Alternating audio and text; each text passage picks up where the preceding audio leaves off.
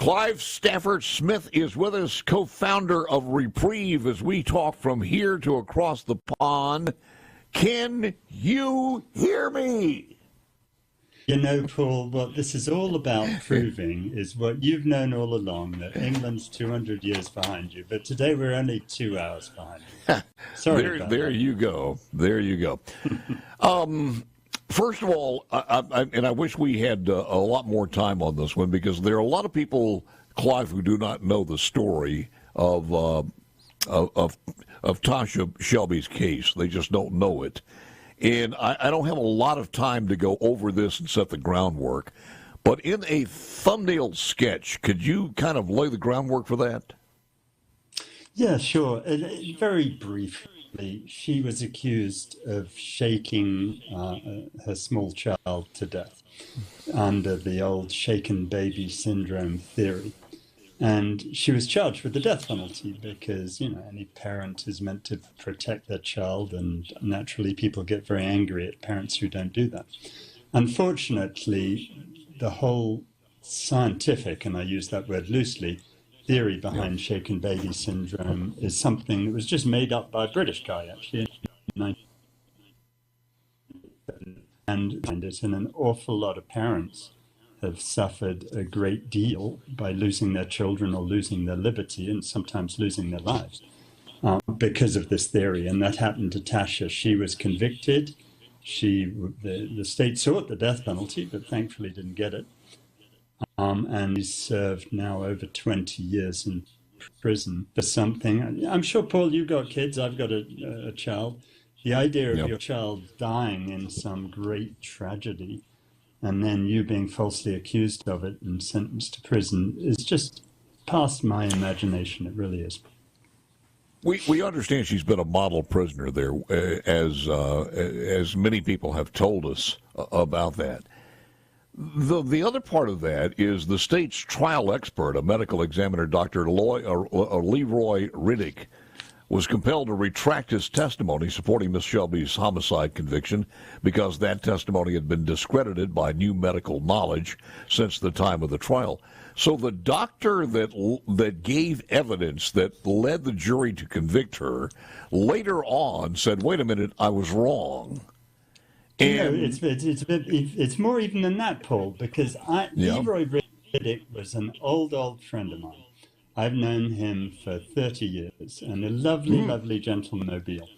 And when this case first came up, over 20 years ago, Leroy called me about it, and I said, Leroy, you got to be kidding me. This shaken baby syndrome is total nonsense. You can't buy into it.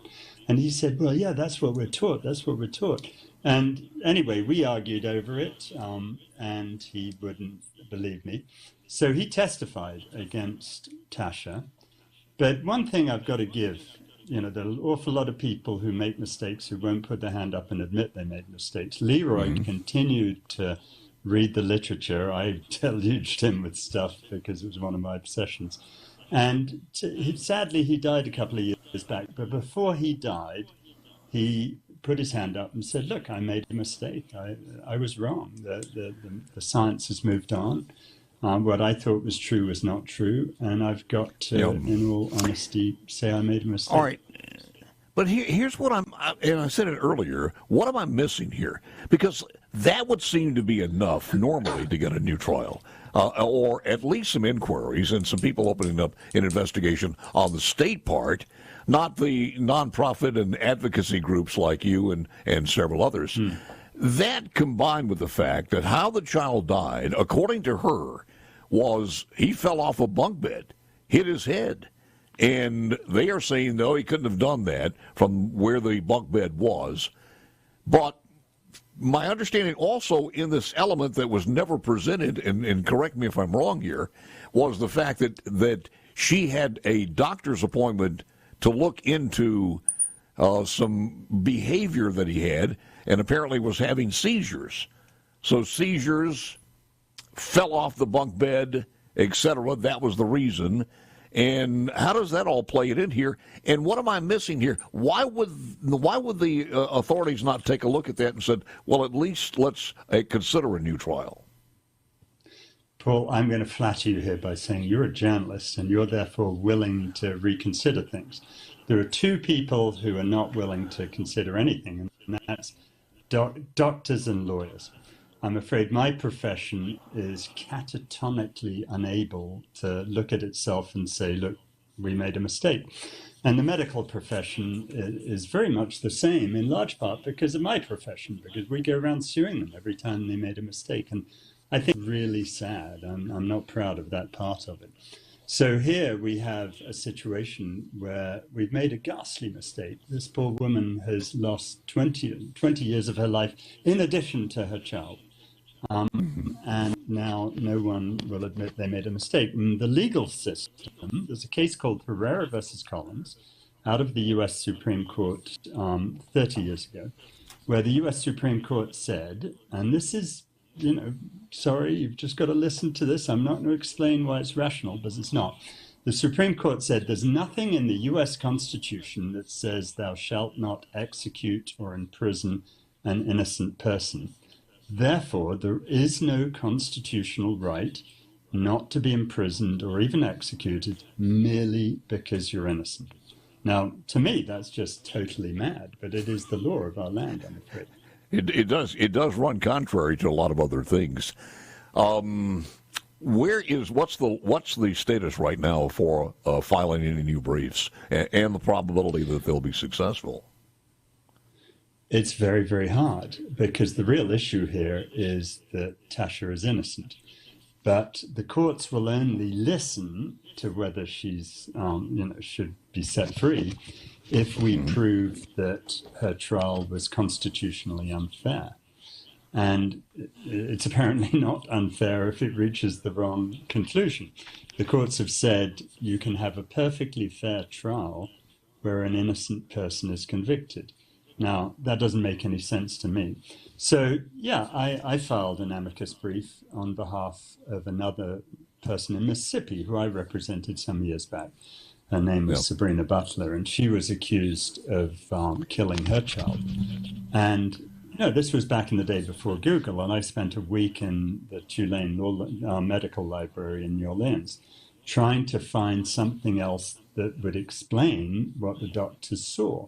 And I did find something called chronic nephrotic syndrome.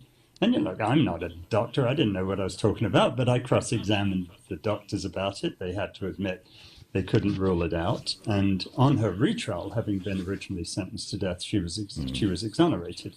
Incredibly, she had another child. She had this very romantic thing where she married her jailer, and they had another child.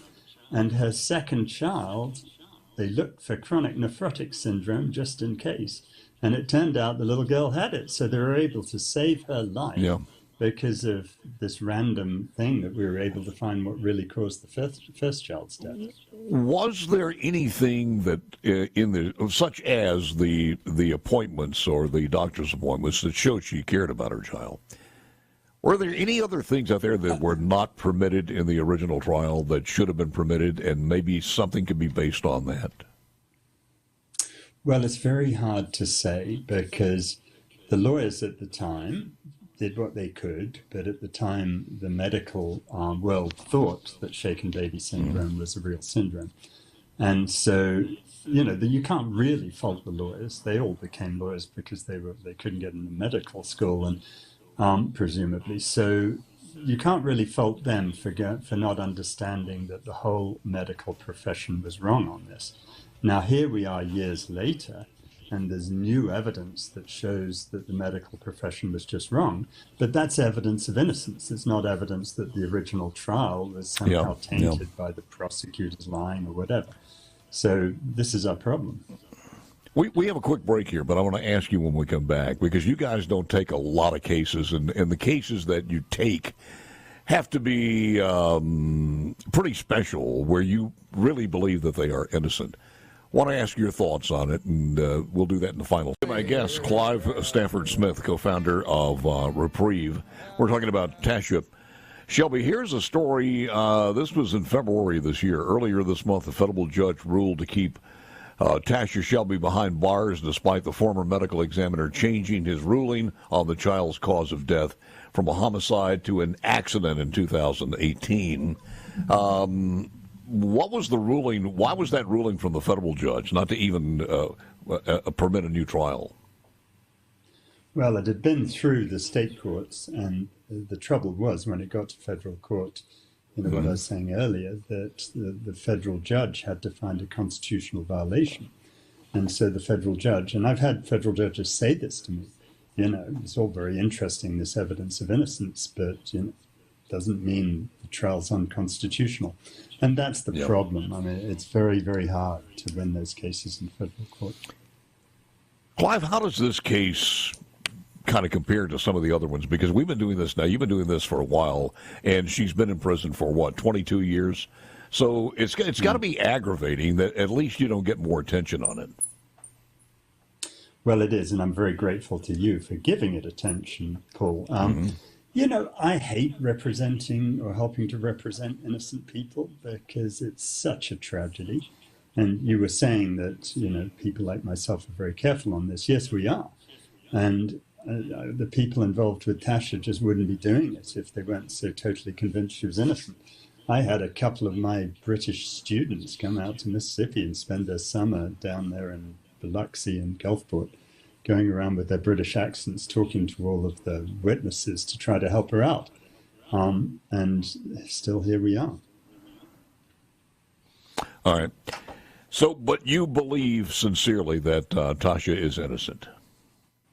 I do. I think part of the problem in the world is that we as people have forgotten what my mum used to say, which is there are acts of God.